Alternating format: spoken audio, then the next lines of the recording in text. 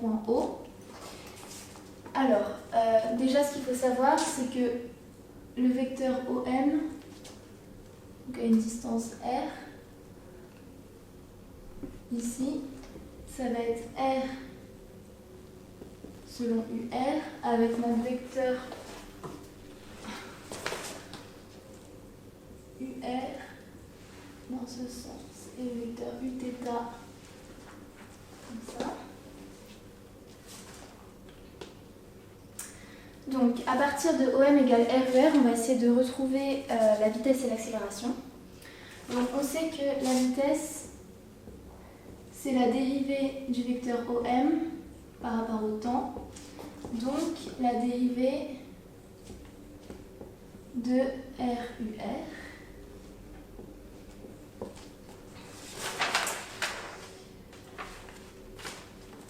Donc la dérivée d'un produit, ça va être d'abord R fois la dérivée de UR par rapport au temps, plus UR fois la dérivée de R par rapport au temps.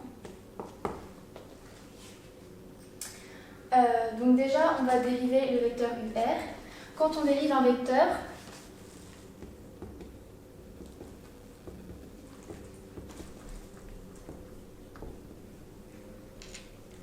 l'astuce, c'est donc dérivée de UR par rapport au temps. On multiplie par dθ sur dt, donc la dérivée de θ. Et on prend l'angle qui se trouve à π sur 2 par rapport à notre vecteur qu'on dérive. Donc ici, ça va être Uθ. Donc là, ça va être la dérivée d'un vecteur polaire, par contre. Donc on reprend à partir d'ici. On va avoir notre vitesse qui est égale à R fois du coup dθ sur dt Uθ plus dr sur dt UR. Maintenant, on va s'occuper de l'accélération. Donc, on sait que l'accélération, c'est la dérivée de la vitesse par rapport au temps. Donc, la dérivée par rapport au temps de ce qu'on a trouvé ici, r dθ sur dt Uθ, plus dr sur dt UR.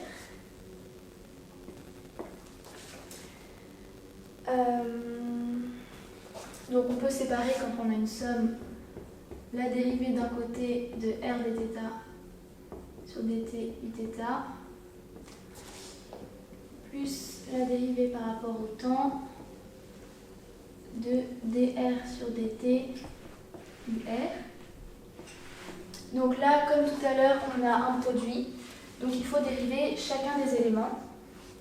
Donc d'abord, on va sortir cette partie r dθ sur dt fois la dérivée du coup de notre vecteur Uθ. Ensuite, on a r Uθ fois la dérivée de dθ sur dt plus la dérivée par rapport au temps. Donc on a dérivé Uθ, on a dérivé dθ sur dt, donc il reste R à dériver, toujours fois, non je vais faire autrement. D'abord on a notre dθ sur dt, ici, la dérivée de R par rapport au temps, selon le vecteur Uθ. Et cette partie-là, plus la dérivée, donc la dérivée double de R, selon le vecteur UR, plus la dérivée de R, la dérivée par rapport au temps de UR.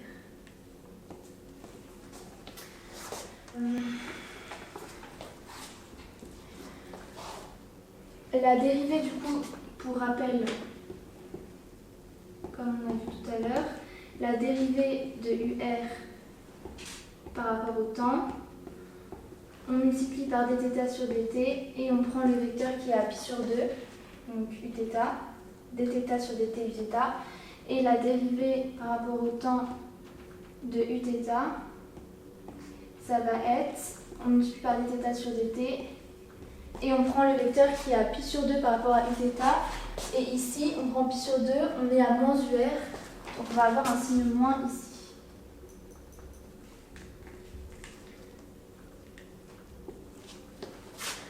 Donc on réécrit cette expression, ça va faire r dθ sur dt, dérivée de uθ, ça va être moins dθ sur dt ur, donc on va avoir un moins ici,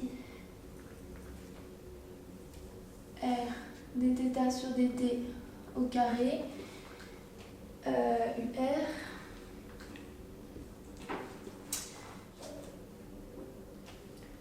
plus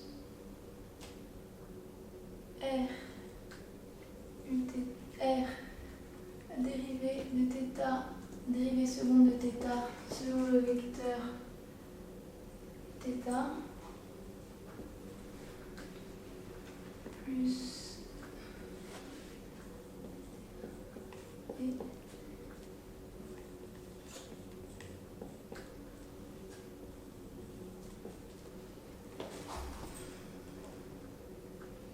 plus dérivée seconde de r par rapport au temps selon ur plus dr sur dt fois la dérivée de ur dθ sur dt uθ. Maintenant on va rassembler tout ce qui est selon ur et tout ce qui est selon uθ. On va avoir donc moins r dθ sur dt au carré ur, enfin on va l'écrire autrement, plus dr sur dt, la dérivée seconde de r, donc tout ça selon ur, plus tout ce qui est selon uθ, donc ça va être r dérivée seconde de θ par rapport au temps, plus dérivée de θ, dérivée de r, et plus x2, parce qu'ici on a la même chose par rapport à uθ.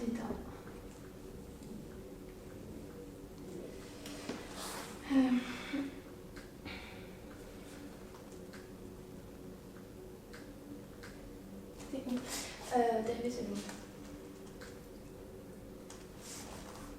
Juste pour la dérivée seconde, ici j'ai oublié les carrés. Et donc voilà, on a notre expression de l'accélération, notre expression de la vitesse, et à savoir que OM c'est R selon le vecteur UR. Voilà. Et dans le cas où où M se déplace sur un cercle, la distance R ne change pas, donc la dérivée de R par rapport au temps va être nulle, donc ce terme-là va s'annuler, et celui-là aussi. Alors que si M se déplace sur une ellipse, comme R n'est pas constante, on aura toujours ces termes dr sur dt et dr sur dt.